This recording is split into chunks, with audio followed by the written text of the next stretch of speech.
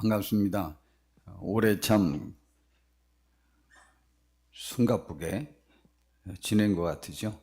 제가 이렇게 목회 여정을 돌아보는 중에 제일 여러 가지를 해보려고 노력했던 해인 것 같고, 정말 맛있게 지낸 것 같아요.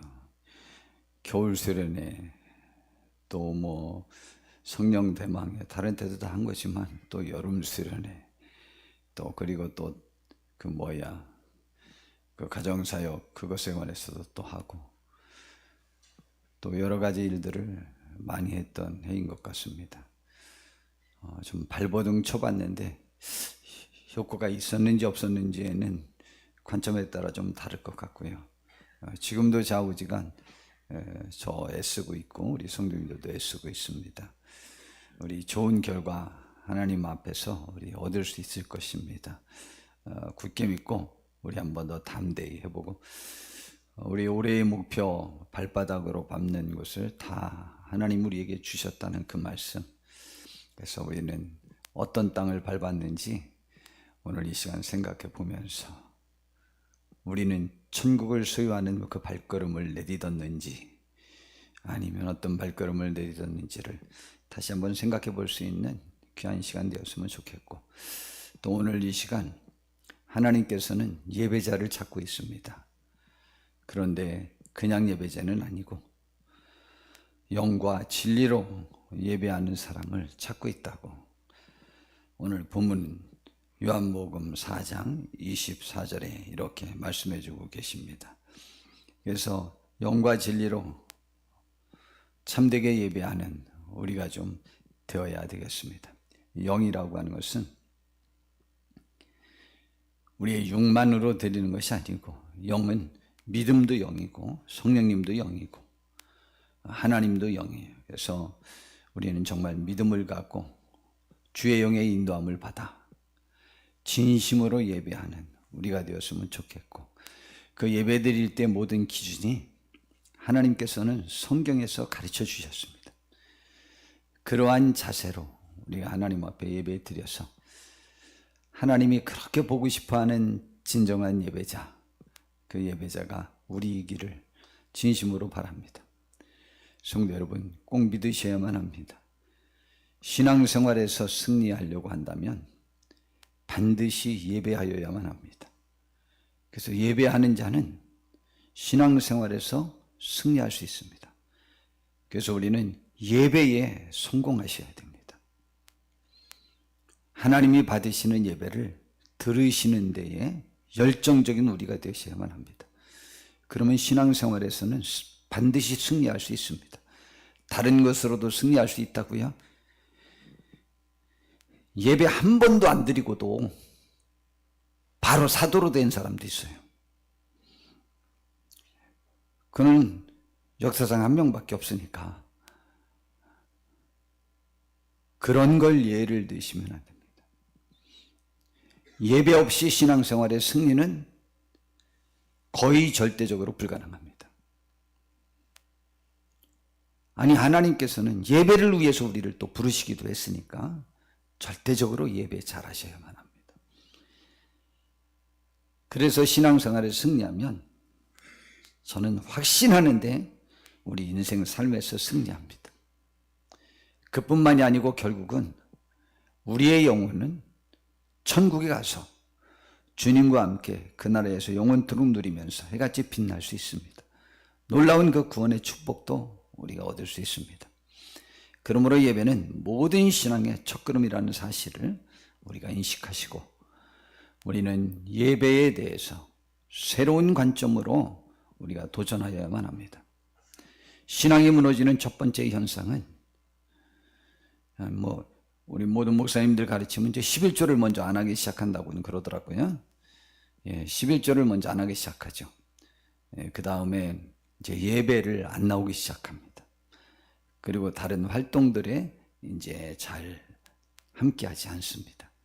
그러면서 이제 신앙생활이 흔들러집니다. 한국교회 상황이 지금 똑같지 않습니까? 예배하지 않으면서 한국교회가 요 3년여 사이에, 3, 4년 사이에 약 한 15,000교회가 없어지고, 어떤 교회의 큰 교회의 예배 인원도 반으로 줄은 교회도 있고 놀라운 지금 변화를 겪고 있습니다. 예배입니다. 무슨 이유로든 정권의 영향력으로 코로나 때 교회가 무지막한 피해를 받습니다. 여하튼 그런데 그 피해를 본 영향력이 정권이 바뀌었는데도 혹은 코로나 상황이 끝났는데 더 심각해지는 그러한 상황을 맞이했습니다. 우리 이때 한번 예배해 봅시다. 그래서 세상을 향하여 본때를 보일 수 있는 우리 임마누엘 교회 성도님들이 될 수 있으면 되기를 진심으로 바랍니다. 하나님이 아브라함을 부르셨습니다. 그 부르셨을 때의 상황이 어떤지에 관해서 부르는 그 장면이 나와 있는 그 창세기에는 기록이 없습니다. 그런데 여호수아 24장 2절에 보니까 하나님이 이 아브라함을 부를 때 그 아브라함의 아버지 데라가 다른 신을 섬기고 있는 상태였었다고 기록이 되어 있습니다. 그런데 창세기 12장에 하나님이 아브라함에게 나타나셨습니다. 그래서 너는 너의 고향과 친척과 아버지의 집을 떠나 내가 네게 보여줄 땅으로 가라. 우리가 너무 잘 아는 말씀이죠. 그렇게 하면은 이제 창세기 12장 2절에 보니까 내가 너로 큰 민족을 이루고, 우리는 다 너무 잘 아는 거예요. 하나님께서 내가 지시하는 땅으로 가면 현재 있는 땅에서 벗어나서 내가 지시하는 땅으로 가라. 그리하면 복을 약속해 준 거예요. 너로 큰 민족을 이루고 내게 복을 주어 내 이름을 창대하게 하리니 너는 복이 될지라. 알겠어요. 이러한 큰 축복의 약속을 듣고 저 때 75살인데 자녀가 없는 상태였어요. 그러니 저 약속의 축복만큼, 저 축복의 약속만큼 솔깃한 게 어디 있겠습니까? 그런데 할 일을 제시했죠. 아버지 집을 떠나야 된다. 그 고향을 떠나야 된다. 그 사람들을 떠나야 된다. 고향과 친척과 아버지 집을 떠나야 된다는 거죠. 근데 떠나서 무엇하라고는 말하지 않았습니다. 떠나면 이렇게 복을 주겠다고 약속했어요. 그랬는데 떠나고 난 다음에의 변화가 일어났습니다. 하나님이 바라시는 것은 그 변화를 기대하셨다고 충분히 예측할 수 있습니다. 근데 아버지 집에 있을 때는 무엇을 했다는 기록이 없는데 아버지 집을 떠나 나오자마자 성경은 뭐라고 말했느냐? 7절에 보니까 거기서 제단을 쌓았다고 그랬어요. 제단과 교회의 차이, 저 예배와의 차이점을 좀 제가 구별해서 말씀을 드렸죠. 예배는 우리 이렇게 드리는 게 예배입니다. 제사를 드리는 게 예배입니다. 근데 제단은 제사를 드릴, 예배를 드릴 처소, 공간, 장소를 만드는 거예요. 그래서 제단을 쌓았다는 것은 예배를 한 번 드리겠다는 것이 아니고 그곳에서 이사를 가기 전까지는 지속적으로 예배 드릴, 제사 드릴 곳을 마련했다는 거예요. 그리고 거기에서 기도하고 제물을 드리고 예배하고 하나님을 묵상하고 하는 일을 그곳에서 하는 거예요. 그 제단을 나오자마자 첫 번째 한 일이 제단을 쌓은 일이에요. 그리고 또 이사를 했어요. 이사를 하자마자 바로 또 8절에도 제단을 쌓고, 그리고 기근을 피해서 애굽으로 피난을 갔어요.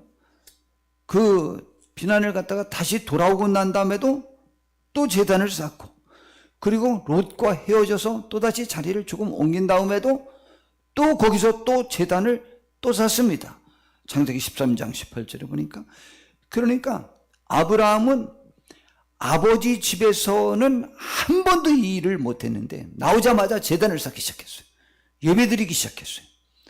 그러면 하나님께서 축복을 주겠다 나오면 이라고 했을 때 나가서 무엇을 하면이라는 말은 없었지만 나가서의 변화는 딱 한 가지밖에 없거든요. 예배했다는 것밖에 없어요. 예배했다는 거. 그러므로 예배가 사실은 하나님의 축복의 통로임은 분명합니다. 그렇지 않겠어요? 그래서 예배할 수 있는 여건을 찾으라는 것이죠. 그리고 가서 예배하라. 나를 마음껏 높여라. 나에게 소리내어 부르짖어라. 소리 높여 나를 찬양하라. 나를 믿는 것을 남들에게 보이라. 뭐 이런 내용이죠. 그런데 아브라함의 아들 이삭도, 아브라함의 손자 곧 이삭의 아들 야곱도 제단 쌓기에 열정적인 사람이었습니다. 그들을 갖다 우리는 믿음의 조상이라고 해요. 이스라엘 백성들이 하나님을 아브라함의 하나님이라고도 하지만 그냥 흔히 아브라함과 이삭과 야곱의 하나님이라고 말합니다. 그래서 그들이 대표적인 믿음의 사람들이에요. 예배에 열정적인 사람들이었어요. 예배의 횟수는 야곱이 좀 적은 듯 하지만 예배 드릴 때마다 그는 생명을 내고는 예배를 드리고 정말 자기의 삶을 전체로 전환시키는 그러한 제단을 쌓은 사람은 이 야곱이에요. 정말 신앙의 사람들입니다. 그러므로 이 예배는 이렇게 하나님께서 축복의 통로로 우리에게 요구하신 것임을 분명히 인식하셔야만 합니다. 여하튼 이걸 그냥 뭐라고 말씀드리면 좋냐? 우리가 현 상황을 극복하고 새로운 삶의 축복의 통로로 들어갈 수 있는 그 길은 예배하는 겁니다. 이전에 느슨하게 예배했던 것을 생명을 내고는 적극적인 예배로 전환시키는 성경의 역사가 있습니다. 전부. 그전에 그냥 하나님을 섬겼었던 그러한 느슨한 자세가 아니고 더욱더 절대적으로 목숨을 내놓고 예배하는 모습을 보였습니다. 그때 하나님이 큰 역사들을 이루어 주셨던 것입니다. 그래서 좌우지간 예배는 무슨 통로? 축복의 통로가 되는 것입니다. 하나님이 이스라엘 백성을 애굽에서 해방시키게 됩니다. 그런데 그 과정도 역시 마찬가지입니다. 하나님은 모세에게 애굽의 바로에게 가서 이스라엘 백성을 보내라고 요구를 하시는데 그 이유는 하나님께 절기고 제사를 곧 예배를 드릴 수 있도록 내보내 달라는 거예요. 이거는 지금 아브라함의 아버지 집에 있어서 제사를 못 드렸던 것과 똑같은 거예요. 지금 애굽에 그냥 있어서는 예배 못 드립니다. 우리가 세상에 그냥 흠뻑 빠져 있으면 예배 잘 못 드립니다. 세상에서 좀 나와야 됩니다. 진짜입니다. 오늘도 연휴이기 때문에 교회 나오기 굉장히 어렵습니다. 근데 이렇게 교회 나오셨잖아요. 우리가 이 시간 여행을 하면서 뭐 요즘은 힐링이라는 단어를 그렇게 많이 쓰더라고요. 제가 이제 영어를 잘 모르니까 잘 사용 안 하기도 하지만 그래요. 몸과 마음을 쉬고 재충전하기 위해서 여행을 다닙니다. 그리고 이제 내일은 그 태양이 그 둥근 해가 떠오르면 붉은 해가 떠오르면 거기 가서 빌라고 이제 오늘 밤에 또 떠날 겁니다. 그래서 하나님이 슬퍼서 잿빛한 해를 만들으셨습니다. 이게 지금 해가 뜬다고 그러면은 우리 교회 청년들도 혹은 어떤 젊은 사람들도 거기 가고 싶은 마음이 있어요. 물론 이제 송구영신 예배 드리고 가도 되긴 하지만 여하튼 그런 김에 1박 2일 여행 계획을 너무 많이들 세웁니다. 근데 우리는 다 뿌리치고 예배하러 왔습니다. 왜냐하면 우리들의 영토를 내가 지키기 위하여서 꽉 발로 밟기 위해 교회 나오신 겁니다. 나는 신앙의 자리를, 예배의 자리를 지키겠다고 밟으신 거예요. 하나님이 복 주실 것입니다. 이스라엘 백성들 애굽에 있을 때 예배했다는 내용이 없어요. 하나님 안 믿었냐? 믿었습니다. 모세가 애굽에 있을 때 예배했다는 내용이 있습니까? 절기를 지켰다는 얘기 있습니까? 제단을 쌓았다는 얘기 있습니까? 없습니다. 그런데요, 모세는 40살 때 이스라엘 백성을 구원하고 나섰을 때 히브리서에서는 말하기를 그가 믿음으로 말미암아 그리스도와 함께 고난받는 것을 애굽에 있는 모든 북이 영화보다 그것을 더 가치 있게 여겨서 그 일에 나섰다고 말하고 있습니다. 모세도 없었고 이스라엘 백성들도 애굽에 있을 때 하나님 앞에 절기를 지켰다든가 뭐 예배를 했다든가 제단을 쌓았다든가 모여서 찬양을 했다든가 여호와 이름을 불렀다든가 그런 말이 하나도 없어요. 모여서 함께 한 게. 그런데 그들이 신앙이 없었냐? 아니에요. 출애굽기 2장 23절에서 25절에 보니까 여러 해 후에 애굽 왕은 죽었고 이스라엘 자손은 고된 노동으로 말미암아 탄식하며 부르짖으니 그 고된 노동으로 말미암아 부르짖는 소리가 하나님께 상달된지라. 그랬어요. 그들이 신앙이 있었어요. 하나님을 알고 있었어요. 그래서 그들이 이스라엘 백성 전체가 부르짖어 기도한 거예요. 함께 모여 예배한 건 아니지만 다 탄식하면서 기도하고 있었어요. 그 고된 노동으로 말미암아 부르짖는 소리가 하나님께 상달되었어요. 근데 앞에 내용되는 거 보니까 아들 나면 다 죽이라고도 할 때 아닙니까? 그러한 어려운 시기예요. 정말 민족적 최고의 위기를 지금 맞이하니까 그들이 너무 힘들고 멸종 위기에 몰리니까 그들이 부르짖어 다 신음하며 하나님 앞에 부르짖어 기도하셨어요. 하나님이 그들의 고통 소리를 들으시고 하나님이 저기에도 이렇게 세 사람 이름이 나오잖아요. 아브라함과 이삭과 야곱에게 세운 그의 언약을 기억하셔서 구원하기로 작정하셨다 이 말이에요. 그래서 하나님이 이스라엘 자손을 돌보셨고 하나님이 그들을 기억하셨더라 그랬어요. 그랬는데 그래서 결국 모세를 애굽 바로에게 보내가지고 이스라엘 백성을 구출해내도록 했는데 그 모세가 바로를 만나서 한 이야기가 정말 신기합니다. 출애굽기 5장 1절에 보니까 그 후에 모세와 아론이 바로에게 가서 이르되 이스라엘의 하나님 여호와께서 나에게 이렇게 말씀하셨다. 내 백성을 보내라. 그 이유가 뭐냐? 왜 고통스럽게 하냐? 이제 해방시켜줘라. 편하게 살게. 이스라엘 백성들은 그것 구했어요. 그 민족을 압제하지 말고 그 민족이 불어나는 것을 방해하지 말라. 라는 그 명령을 받고 온 게 아니에요. 우리 가서 마음껏 애긴하고 아들들도 다 살리고 키우게 만들고 뭐 이런 것 그래서 하나님이 보냈다고 하지 않아요. 하나님께서는 이스라엘 백성들이 기도 제목으로 하나님 앞에 제한하지도 않은 그들이 광야에서 내 앞에 절기를 지킬 것이니라. 예배할 수 있도록 내보내달라는 거예요. 그지 말하면 이스라엘 백성들은 국가적, 자기들의 육체적 그러한 관점의 고통 때문에 민족적 문제 때문에 부르짖어 기도했는데 하나님의 응답은 전혀 방향이 다른 예배를 할 수 있는 민족으로 내가 그를 세워야 되겠다. 그러니 내보내라 라는 거예요. 굳이 말하면 기도의 방향과 목적을 완전히 하나님께서는 틀어버리신 거죠.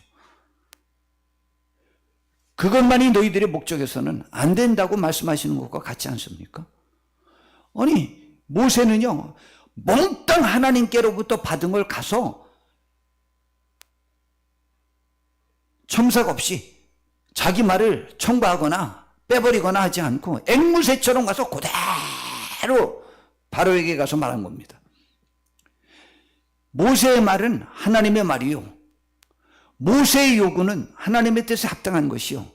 모세가 말한 것은 하나님의 영의 말씀입니다. 이 세상 삶에서 마땅히 추구해야 될 가치를 제안한 거예요. 이스라엘 백성들이 부르짖어 기도한 것은 육신적 가치로 부르짖었어요.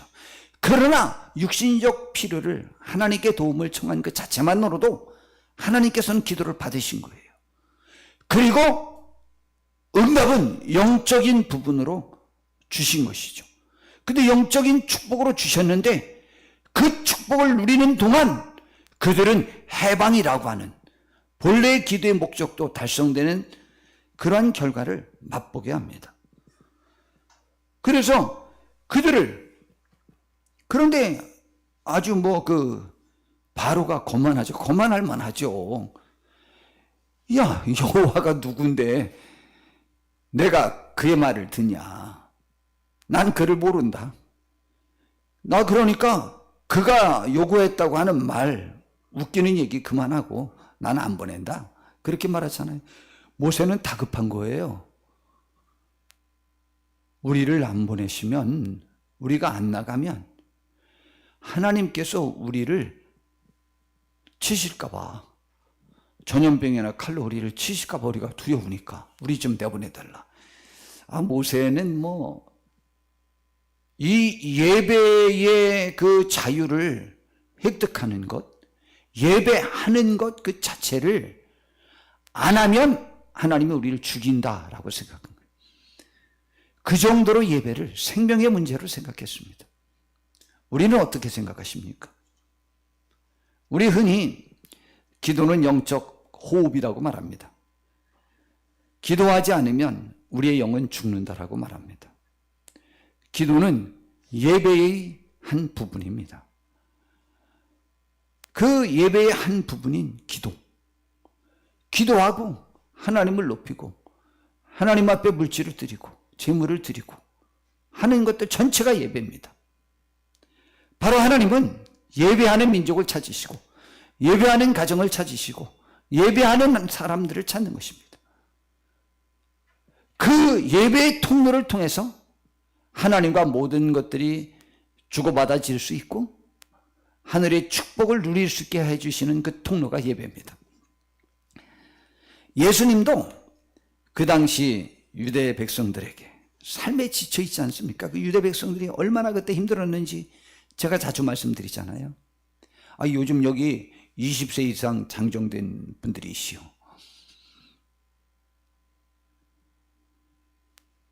보리떡으로 한 끼 먹였다고. 보리떡이 뭔지 압니까? 보리떡이 맛있을까요? 밀가루떡이 맛있을까요? 밀가루떡이, 밀가루 빵이 최고급입니다. 쌀이 더 고급한. 쌀로 한번 빵 만들고 떡 만들어 보세요. 우리나라는 그게 그 떡 문화가 여기 있지만 전 세계는 다 밀가루로 하는 거예요. 다 밀가루. 보리떡? 지금은 부자들이 먹고 가난한 사람들이 안 먹는 떡을 우리 가난한 사람들, 저 옛날에 소원이 쌀밥 한 번만 먹으면 쌀밥을 딱 보면 저는 어떻게 했는지 알아요? 황홀무아지경에 들어서 어떤 반찬으로 먹기도 아까울 정도로 쌀밥을 그렇게 반겨했어요.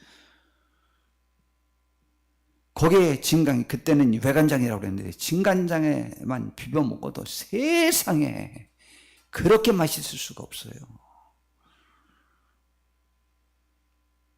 보리밥 질려버렸어요. 질려버렸어, 저도 진짜. 근데 저는 이제 보리밥을 지금도 좋아하지만 어른분들은 별로 안 좋아하십니다. 그런데 여하튼 가장 싼 음식이에요. 그거 한 끼, 하루 종일 굶고 한 끼 얻어 먹었는데 그걸 그 기회를 얻으려고 그 이후로부터 예수님을 쫓아다니잖아요. 여기 점심 식사 걸쭉하게 갈비탕으로 대접할 테니까 예배하고 우리 어디 같이 다니자고 그러고 쫓아다니는 사람은 거의 없습니다. 여기에. 그 어려운 시기에 하루나 3일을 굶고 한 끼만 얻어 먹어도 좋으니 그 예수님 말씀 끊임없이 들어주고 그거 한 끼 얻어 먹으려고 수많은 군중이 몰려다닐 때였습니다. 굳이 말하면 가난한 때라 이 말이에요. 가난한 때.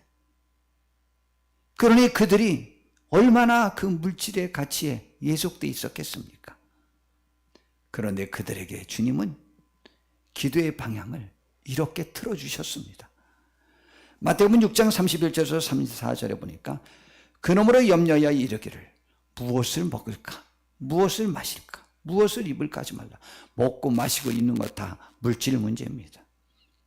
이는 다 이방인들, 하나님 안 믿는 사람들이 구하는 것이다.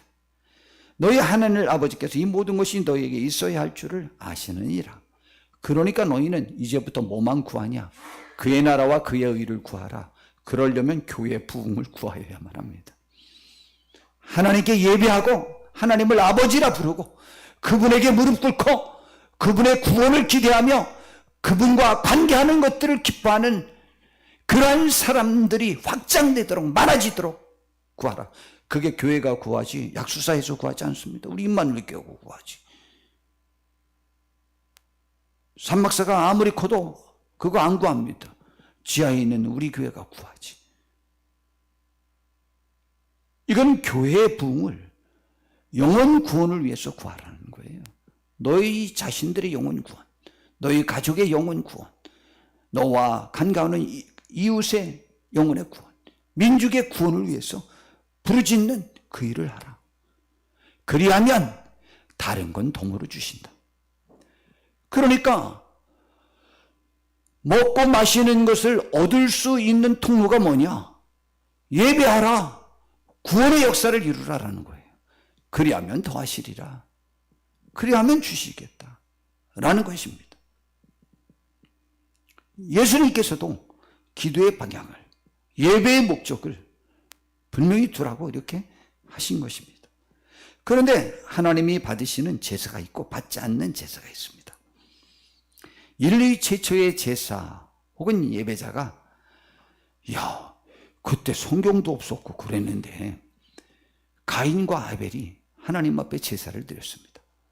그런데 하나님이 아벨의 제사, 동생 아벨의 제사는 받으시고 동생 가인의 제사는 받지 않았어요. 왜 그랬을까? 이것을 히브리서에 그 이유를 설명하고 있습니다. 히브리서 11장 1절에 보니까 믿음을 설명합니다. 믿음은 바라는 것들의 실상이요 보이지 않는 것들의 증거니 선진들이 이로써 증거를 얻었느니라. 선진은 믿음의 선배들이죠.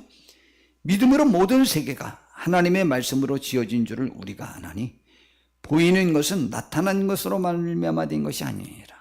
이 보이는 모든 것은 보이지 않는 하나님이 지으신 거라는 거예요.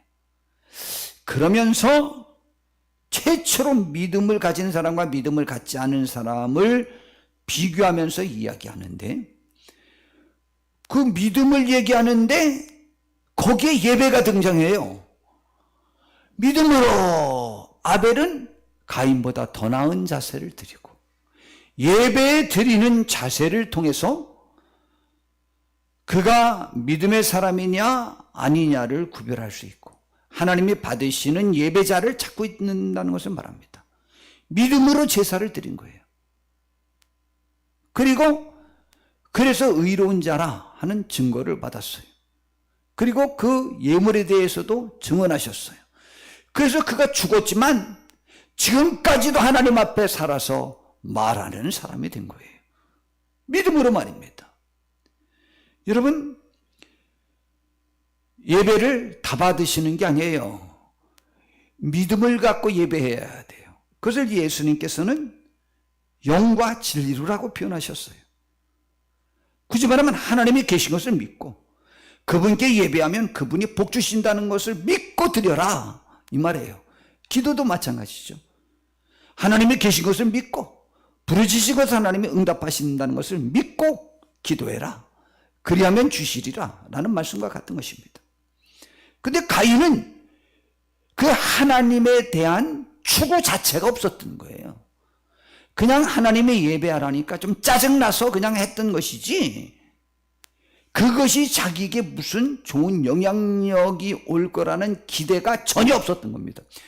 우리 예배자들은요, 왜 예배하는 건지 알아요? 너희 입을 넓게 하려고 그랬잖아요, 성경에. 넓게 흘러 부르짖어. 하나님의 축복을 부르짖기 위해서 입을 넓게 하는 거예요. 많이 달라고. 하나님이 주셔야 된다고. 그게 예배자입니다. 하나님이 찾는 예배자예요. 믿음으로. 그리고 내 예배를 하나님이 받으실 것을 믿고 하나님께 영광 돌려야 되겠기에 예배하는 것입니다. 그러니까 하나님이 받으시는 예배는, 제사는, 예물은, 기도는, 찬양은 믿음으로 행하여야만 합니다. 두 번째가 있습니다. 믿음의 또 다른 표현은요, 감사입니다. 감사하는 마음으로 제사해야 하고 하나님과 한 약속을 지키기 위하여 예배하는 것이 또한 예배입니다. 우리는 하나님께 예배하기로 약속하십니까? 다짐하십니까? 요즘은 좌우지간 죽었다 깨나도 약속 안 하려고 별 약속, 별 생각을 다 갖고 있는 거예요. 오늘 송구영신 예배 드리는데 기도 제목이 있어요. 기도 제목을 할 수 말씀은 줄이는 거죠. 나에게 그 소원이 있다는 것을 노출시키고 싶지 않고 소원을 노출시켜서 개인애가 예속되는 것 자체가 화가 나는 거죠. 화가 나. 요즘은 소원이 사라진 시대입니다. 실제입니다. 거의 소원 안 해요, 하나님 앞에. 왜 소원 안 하는지 압니까? 하나님이 믿어지는 건지 안 믿어지는지 그렇고 하나님이 나에게 축복의 근원이시라고 우리가 생각 못하기 때문입니다. 그걸 생각한다면 하나님께 수없이 조건부 계속하죠. 내가 할 테니까 좀 주세요. 막 그러지 않겠습니까? 내가 이거 할 테니까 좀 주세요. 그렇게 하지 않겠습니까? 근데 하나님이 뭐 좀 우습게 여겨지는데 그럼 못하게 되는 것입니다. 믿음 외에 감사와 소원이 중요해요. 성경은 이렇게 말합니다. 시편 50편 14절에 보니까 감사로 하나님께 제사를 드리며 지존하신 이에게 내 소원을 갚으며. 소원을 어디서 갚어?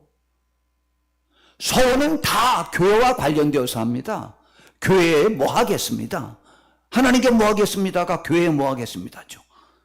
내가 예배하겠습니다. 야구처럼 11조 하겠습니다. 혹은 뭐 여러 가지 많은 약속하죠. 다윗왕처럼 내가 성전 지어드리겠습니다. 최고 축복받잖아요. 이 소원을 갚는 거예요. 근데 갚을 소원을 했어야 있지 뭐가. 우리는 하나님께 약속해야 됩니다. 그리고 하나님께 그때 그러한 상태에서 환난 날에 부르시면 하나님 응답하시고 우리를 건져주시고 하나님께 영광 돌릴 수 있는 거죠. 그러므로 이렇게 감사하는 마음으로 하나님께 예배하고 소원을 갚는 사람은 환난이 또 하나님께 영광 돌릴 통로가 돼요. 그리고 22절에 하나님을 잊어버린 너희여 이제 이를 생각하라. 그렇지 아니하면 내가 너희를 찢으리니 건질 자가 없을 것이라고 말했습니다. 그러면서 감사로 제사를 드리는 자가 나를 영화롭게 하고 또 하나 첨가했는데 그 행위를 옳게 하는 자에게 내가 하나님의 구원을 보여주겠다고 했습니다. 이게 예배자예요. 그러면 말라기 선지자 시대의 제사장들과 백성들은 하나님께 드리는 제사에 대하여 감사함이 없이 번거롭게 생각하고 코웃음치며 우습게 여기고 무시하며 자신들이 버리려고 하던 짐승들로 제사했습니다. 하나님이 안 받으신 거죠.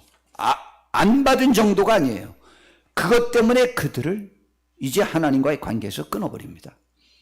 그래서 그들이 성전 문이 닫혀지는 모습을 500년 후에 이제 보게 됩니다. 말라기 1장 6절부터 있는 내용을 우리는 이미 벌써 2달 전에 설교를 들었던 말씀입니다. 내가 아버지일지인데 내가 주인일지인데 너희들이 그 대우를 하느냐? 날 무시했다 그랬더니 이스라엘 백성들이 우리가 언제 주를 멸시했습니까? 주의 이름을 라고 말했습니다. 그랬더니 하나님을 멸시하는 모습이 뭐냐? 너희가 더러운 떡을 나의 제단에 드리고도 말하기를 우리가 어떻게 주를 더럽게 하였나이까 하는도다. 이는 너희가 여호와의 식탁은 경멸히 여길 것이라 말하기 때문이라. 하나님 앞에 뭘 하는 거는 정말 경멸스럽게, 아주 정말 화가 나고 짜증나서 저 보잘것없는 것이 우리에게 뭘 요구하느냐는 듯이 그런 태도로 예배하고 교회는 대하더라, 이 말이에요. 헌금이란 무엇을 할 때도 경멸하면서 하는 거죠. 만군의 여호와가 이르노라, 너희가 눈먼 이상 제물을 바치는 것이 어찌 악하지 아니하며 저는 것 병든 것을 드리는 것이 어찌 악하지 아니하냐. 이제 그것을 너희 총독에게 드려보라. 그가 너를 기뻐하겠느냐, 너를 받아주겠느냐, 이 말이죠. 말도 안 되죠. 만약 저게 증명이 되면은 잘못하면 목 잘려요. 벌 받습니다. 복은커녕 상은커녕. 그러면서 너희가 우리에게, 나에게 은혜를 구한다. 10절에 말합니다. 만군의 여호와가 이르노라, 너희가 내 제단 위에 헛되이 불사르지 못하게 하기 위하여 너희 중에 성전문을 닫을 자가 있었으면 좋겠다고 말합니다. 내가 너희를 기뻐하지 아니하며 너희가 손으로 드리는 것을 받지도 아니할 것이라고 말합니다. 그리고는 13절에도 이 일이 얼마나 번거로운가 하며 고숨치고 훔친 물건과 저는 것 병든 것을 가져왔느니라. 근데 내가 너희를 어떻게 받겠느냐. 제가 그때 이렇게 설교했죠. 하나님, 계륵 같은 폐기물 처리장이지 라고 제가 설교 제목을 정했지 않습니까? 어떤 분이 제 설교 제목을 보고 그랬대요. 야, 니네 교회 목사님 세다 그러더래요. 오, 세게 나오네. 교회도 안 다니는 분이 그 제목 보고. 하나님은 더 세게 말씀하셨어요. 그 집안에 어차피 버릴 물건, 그거 버리려면은 수수료 들으니까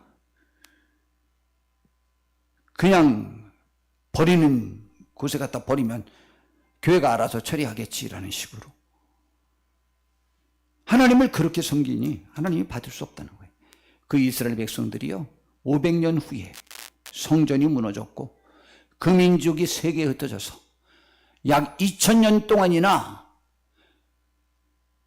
국가가 없는 민족으로 세상을 떠돌며 살고 하나님 앞에 정식적으로 그러한 성전을 짓고 예배 한 번도 못 해봤습니다. 여러분, 우리도 한번 생각해 보셔야만 합니다. 모세와 바로의 논쟁을 통해서도 하나님이 원하시는 제사가 뭔지를 알 수 있습니다. 바로는 말합니다. 모세에게 게을러서 일하기 싫어서 예배하자고 하는 것이다. 할 일 없는 사람이나 예배하는 것이다 라는 얘기죠. 근데 모세는 생명의 문제라고 말합니다. 바로는 그러면 예배하려면 애굽에서 너무 멀리 가지 말고 예배하라. 우리는 세상과 나의 친척과 나의 가족과 너무 가까우면 하나님께 예배 못합니다. 우리는 확실히 손을 걷고 떨어져야만 합니다. 그들의 가치에 우리가 종속돼서는 안 됩니다. 모세는 안 된다잖아요. 하나님이 멀리 떨어져야 되겠다. 우리는 양다리 거칠 수 없습니다. 바로는 아이들은 애굽에 놔두고 나가서 제사 드리라잖아요. 근데 우리는 지금 세상이 요구하지 않습니다. 우리 교회 성도님들이 알아서 아이들은 세상에 놔두고 옵니다. 예배와 학원이 겹치면 예배 중단하고 학원 보냅니다. 그래서 학원이 하나님에 대해서, 공부하는 것이 하나님에 대해서 이제 부모네들이 학원 옆으로, 우리 또 맹자 어머니가 그렇게 해서 성공했다니까 아예 거기로 이사 갑니다. 예배하는 것들이 기준이 되는 것이 아니에요. 그래서 그 자녀들을 세상에 빼앗겼습니다. 그리고 바로가 나중에 최후의 보루로 내놓은 카드가 물질입니다. 요즘 각 가정들에서 자녀와 물질은 하나님 앞에 드리지 말라는 거죠. 자녀들 간섭하지 말라는 거죠. 그들의 인권이 있고 자유가 있다는 것이죠. 그리고 11조 못하게 요구하는 가족 식구가 있습니다. 근데 지금 그것을 우리가 알아서 합니다. 우리가 알아서 그들에게 그렇게 해줍니다. 자녀 잃고 우리가 또 하나님을 섬기는 것을 잃어버리고 맙니다. 하나님은 지금도 찾으시는 예배자들의 기준이 있습니다. 영과 진리로 예배하는 자들을 찾고 계십니다.